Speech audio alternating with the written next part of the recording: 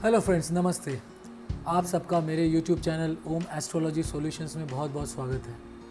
मैं डॉक्टर अरविंद नाहटा आप सबको बहुत बहुत धन्यवाद देता हूं कि आप लोगों ने मेरे चैनल को सब्सक्राइब किया, और मैं आशा करता हूं कि जिस उद्देश्य से आपने इसे सब्सक्राइब किया है वो उद्देश्य आपका ज़रूर सफल हो। ये मेरा पहला वीडियो है जो मैं आपके साथ में शेयर कर रहा हूँ, और इस पहले वीडियो में मैं आपको ये बताना चाहता हूँ कि एस्ट्रोलॉजी आखिर है क्या, और इसे हर आदमी को पढ़ना क्यों चाहिए, हर आदमी को जानना क्यों चाहिए, और किस तरह इस दुर्लभ विज्ञान का हम हमारे डेली यूज़ में उपयोग कर सकते हैं और हमारी लाइफ बेहतर बना सकते हैं, हमारा करियर अच्छा बना सकते हैं, और सबसे बड़ी बात, आप बहुत सारा पैसा भी बचाएंगे। मान लीजिए आपके पास कोई पोंगा पंडित आता है और आपकी कुंडली देख के ऐसा है वैसा है, ये दोष है वो दोष है बताता है, और बड़ी बड़ी पूजाएं बताता है।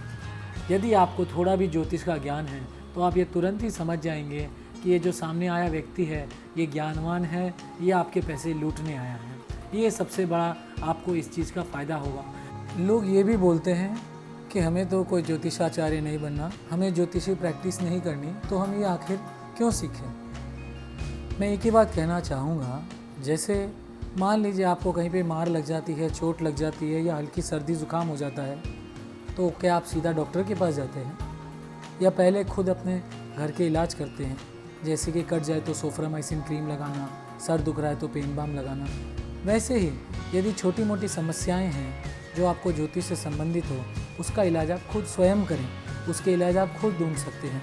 आपको किसी के पास जाने की ज़रूरत नहीं है। यदि कोई बड़ी ही विकट समस्या आ जाती है जहाँ पे आप भी समझ नहीं पाते, तो यथासंभव एक अच्छे एस्ट्रोलॉजर या ज्योतिषाचार्य से संपर्क करें। इसीलिए आपको ये सीखना बहुत ही आवश्यक है। तो चलिए दोस्तों, शुरू करते हैं हमारे एस्ट्रोलॉजी या ज्योतिष का सफ़र। सबसे पहले कोई भी विद्या को सीखने के पहले आपको उसके प्रति आस्था होनी चाहिए, विश्वास होना चाहिए, और एक कॉन्फिडेंस होना चाहिए। तभी आप उस विद्या को ग्रहण कर पाएंगे, उससे आपका भी भला होगा, और आप यदि किसी को परामर्श देंगे उसका भी भला होगा।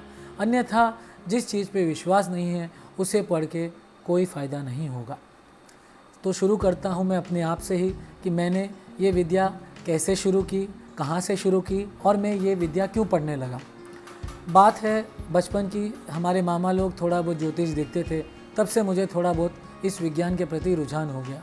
फिर मैंने डॉक्टरी की पढ़ाई की, 8 साल 10 साल पढ़ाई में लग गए। तब ये मैंने जाना कि कोई भी चीज़ का यदि प्रमाण नहीं हो सकता, यदि उसे साइंटिफिकली प्रूव नहीं किया जा सकता, तो वो गलत है। वही टेक्निक और वही चीज़ मैंने एस्ट्रोलॉजी पे भी अपनाई, ज्योतिष पे भी अपनाई। क्या मुझे इसके प्रमाण मिले? जब मैं पढ़ता था तो मैं यही देखता था कि इसका कोई प्रमाण मिल सकता है या नहीं। यदि मुझे ये प्रमाणिक मिली, यदि मुझे साइंटिफिक लगी, तो ही मैं इसमें आगे बढ़ूँगा। और सौभाग्य की बात है कि मुझे एक नहीं अनेकों परिणाम मिले, जिसमें मैं अब ये कॉन्फिडेंटली कह सकता हूँ कि साइंटिफिकली कि एस्ट्रोलॉजी एक बहुत बड़ा विज्ञान है जिसे हम लोगों ने भुला दिया है, जिसके कई कारण रहे हैं, और इसे हम अभी वापस लाना है। तो सबसे पहले मैं आपसे इस बात में बात करूँगा कि इसको साइंटिफिकली कैसे प्रूव किया जाए कि ज्योतिष वाकई में एक साइंटिफिक साइंस थी। सबसे बड़ा उदाहरण है हमारा चंद्र ग्रहण या सूर्य ग्रहण। मैं आप लोगों से पूछता हूँ, क्या चंद्र ग्रहण सूर्य ग्रहण जो हमें नासा द्वारा या सैटेलाइट्स द्वारा पता चला है, हमें पहले पता नहीं था? पहले भी पता था। हमारे पूर्वज बता देते थे कि फला फला दिन को इस दिन सूर्य ग्रहण होगा या इस दिन चंद्र ग्रहण होगा। और आज भी यदि कोई व्यक्ति एस्ट्रोलॉजी जानता है या ज्योतिष जानता है, तो उसे नासा की हेल्प लेने की ज़रूरत नहीं है कि सूर्य ग्रहण कब होगा, चंद्र ग्रहण कब होगा। आप भी बता पाएंगे कि कब सूर्य ग्रहण होगा और कब चंद्र ग्रहण होगा। अगर ये एक वैज्ञानिक नहीं होता तो ये परिणाम कैसे मिलते हैं आपको। अब एक बात और तथ्य पे करते हैं, जैसे कि ग्रहों का कलर है, उनका जो रंग है वो कैसे दिया गया है। हमारे ऋषि मुनियों ने बहुत वर्षों पहले ही बता दिया था कि मंगल ग्रह, जिसे हम मार्स कहते हैं, उसका रंग लाल है। गुरु, बृहस्पति, जुपिटर, जिसे हम सबसे बड़ा ग्रह मानते हैं, उसका कलर येलो है, यानी पीला है। सैटर्न, शनि, जिसे भी हम एक बहुत बड़ा ग्रह मानते हैं, उसका कलर नीला है। ये सब हमारे वेदों में लिखा गया है कि फला फला ग्रह का कलर क्या है, ग्रह का रंग क्या है। अब ये बताइए कि उस समय तो नासा नहीं था, उस समय इसरो भी नहीं था, उस समय बड़े बड़े सैटेलाइट्स भी नहीं थे, तब उन्हें ये कैसे पता चला कि कौन सा ग्रह का रंग कैसा है, कौन से ग्रह की चाल कैसी है और कौन से ग्रह का साइज़ कितना बड़ा है, वो कितना आकार बड़ा है और कितना दूर है। अब लीजिए तीसरा उदाहरण। ये तो आप सभी जानते होंगे कि जैसे ही चंद्रमा पूर्णिमा की तरफ जाता है, फुल मून की तरफ जाता है, और यदि चंद्रमा अमावस की तरफ जाता है, न्यू मून की तरफ जाता है, तो समुद्र में हाई वेव्स और लो वेव्स होती हैं। ऐसा क्यों होता है? हमें तो कुछ महसूस नहीं होता, परंतु फिर भी चंद्रमा की वजह से समुद्र में लहरें ऊपर भी जाती है, समुद्र में लहरें नीचे भी जाती हैं। इसका मतलब यही हो गया कि चंद्रमा का हमारे पृथ्वी पे इफेक्ट है, उसका प्रभाव है, परंतु हमें वो दिखता नहीं है। वो सब इलेक्ट्रोमैग्नेटिक वेव्स हैं। उसी प्रकार जैसे चंद्रमा एक हेवनली बॉडी है, मंगल भी है, बुध भी है, शुक्र भी है, गुरु भी है, शनि भी है, ये सब एक बड़े बड़े ग्रह हैं, हेवनली बॉडीज़ हैं, तो उनका भी इफेक्ट हमारे पृथ्वी पे होता है, हम पर होता है, पर हम उसे देख नहीं पाते, अनुभव नहीं कर पाते। इसीलिए ये कहना गलत है कि उनका इफेक्ट हमारे ऊपर नहीं है। हमारे ऊपर है, परंतु हमें दिखता नहीं है। परंतु यही बात हमारे ज्योतिष विज्ञान में कही गई है कि हर ग्रह का रहने वाले प्राणियों पर कोई न कोई प्रभाव अवश्य रहता है, और चंद्रमा इस बात का एक पक्का सबूत देता है। एक और सबसे बड़ा उदाहरण जिसने सबसे मुझे ज़्यादा प्रभावित करा है वो है द रूलिंग प्लैनेट थियरी। इसके बारे में मैं अभी कुछ नहीं बताऊंगा, परंतु इतना ज़रूर बताऊंगा कि जब व्यक्ति जन्म लेता है उस समय लग्न का स्वामी, लग्न नक्षत्र का स्वामी, उस दिन का स्वामी, चंद्रमा की राशि का स्वामी और चंद्रमा के नक्षत्र का स्वामी जो प्रभाव डालते हैं वो व्यक्ति के जीवन भर सदा साथ में रहते हैं। यदि कोई भी व्यक्ति, मान लीजिए आप ज्योतिष सीख जाते हैं और किसी की कुंडली देखते हैं, तब आप ये बात ज़रूर नोट करेंगे कि उस व्यक्ति के रूलिंग प्लैनेट जो जन्म के समय थे, आश्चर्यजनक रूप से वही रूलिंग प्लैनेट्स उस समय रहेंगे जब वो व्यक्ति आपसे मिलेगा। या तो उस व्यक्ति की दशा उसकी चल रही होगी, या तो उस दिन वार वही होगा, या फिर उस दिन नक्षत्र वही होगा।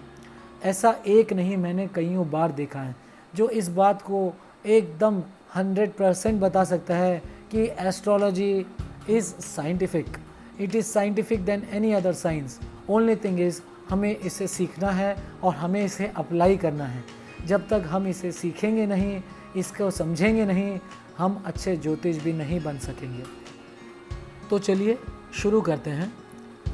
बेसिकली ज्योतिष शास्त्र पूरे भारत में पढ़ाया जाता था, नॉर्थ इंडिया में, साउथ इंडिया में, ईस्ट इंडिया में, वेस्ट इंडिया में। सबके तरीके थोड़े अलग हैं, पर मूलभूत सिद्धांत सभी के एक ही हैं। इसमें 12 राशियां होती है और 9 ग्रह होते हैं और 27 नक्षत्र होते हैं। बस इन्हीं के कॉम्बिनेशंस में पूरी एस्ट्रोलॉजी चलती है। एस्ट्रोलॉजिकल चार्ट्स 2 टाइप के ज़्यादा प्रसिद्ध हैं हिंदुस्तान में, और मैं दोनों को ही लूँगा। एक होता है नॉर्थ इंडियन चार्ट, जिसे हम उत्तर भारतीय चार्ट भी कहते हैं। एक होता है साउथ इंडियन चार्ट, जिसे हम दक्षिण भारत चार्ट भी कहते हैं। दोनों में समानता काफ़ी अधिक है और थोड़ी सी असमानताएं भी हैं। जो उत्तर भारत का चार्ट है, इसमें लग्न और भाव हमेशा स्थिर रहते हैं, वो चलते नहीं हैं। वहीं दक्षिण भारत में राशियां स्थिर रहती है और लग्न एवं भाव बदलते रहते हैं। ये बेसिक सबसे बड़ा डिफरेंस दोनों में यही है। ये फ़ोटो में दिखाता हूँ मैं आपको कि उत्तर भारतीय चार्ट कैसा होता है और दक्षिण भारतीय चार्ट कैसा होता है। अभी आप चार्ट देख सकते हैं। इसमें जो पहला चार्ट है वो है नॉर्थ इंडियन चार्ट, और जो दूसरा चार्ट है वो है साउथ इंडियन चार्ट। यहाँ पे आप देख सकते हैं 1 से लेके 12 तक अंक लिखे गए हैं जो राशियों को रिप्रेजेंट करते हैं। पहला है मेष यानी एरीज, दूसरा है टॉरस यानी वृषभ, तीसरा है जेमिनी यानी मिथुन, चौथा है कैंसर यानी कर्क, पांचवा है लियो यानी सिंह, छठा है वर्गो यानी कन्या, सातवां है लिब्रा यानी तुला, 8वां है स्कॉर्पियो यानी वृश्चिक, 9वां है सैजिटेरियस यानी धनु, 10वां है कैप्रिकॉर्न यानी मकर, 11वां है एक्वेरियस यानी कुंभ और 12वां है पाइसेस यानी मीन। अब मैं आपको नॉर्थ इंडियन चार्ट अलग से समझाता हूँ और साउथ इंडियन चार्ट अलग से समझाता हूँ। ये देखिए, ये है एक नॉर्थ इंडियन चार्ट। इसमें जो पहला भाव है वो है लग्न भाव, इसके बाद में सेकंड हाउस, उसके बाद में थर्ड हाउस तृतीय भाव, fourth house, fifth house, sixth house छठा भाव, सेवेंथ हाउस सप्तम भाव, एट्थ हाउस अष्टम भाव, नाइन्थ हाउस नवम भाव, ये 10th हाउस, ये 11th हाउस और ये 12th house. North Indian chart में भाव हमेशा फिक्स रहते हैं। ये देखिए, ये है एक साउथ इंडियन चार्ट। इसमें आप आराम से समझ सकते हैं कि 12 राशियाँ लिखी हुई है और ये जहाँ पे LA लिखा हुआ है ये है लग्न। उसके बाद में द्वितीय भाव second house, third house, fourth house, fifth house, sixth house, seventh house, ऐसे ऐसे करके ये 12 हाउस बन जाएंगे। 12 भाव बदलते हैं पर राशियाँ नहीं बदलती। यानी सेवेंथ हाउस में एरिस राशि है, एट्थ हाउस में टॉरस राशि है, लग्न में तुला का है, लिब्रा का है। आप इस चार्ट में देख सकते हैं कि मध्य में 10 नंबर लिखा हुआ है। 10 नंबर अर्थात मकर राशि है, कैप्रिकॉर्न है। उसके आगे आप देखेंगे सेकेंड हाउस, उसके नीचे 11 लिखा हुआ है। 11 मतलब कुंभ राशि, एक्वेरियस। उसके बाद में थर्ड हाउस में 12 मतलब मीन राशि अर्थात पाइसेस। फोर्थ हाउस के बाजू 1 नंबर लिखा हुआ है अर्थात मेष राशि यानी एरीज। इस तरह नॉर्थ इंडियन और साउथ इंडियन चार्ट को आप आराम से पढ़ सकते हैं। अब आपको ये समझ में आ गया है कि 12 राशियों के नाम क्या है और एक कुंडली में कितने भाव होते हैं। अब बच गए हैं तो केवल 27 नक्षत्र। 27 यानी 27, नक्षत्र मतलब स्टार्स। तो टोटल 27 स्टार्स होते हैं और ये 9 ग्रहों के अधिपति इसके माने गए।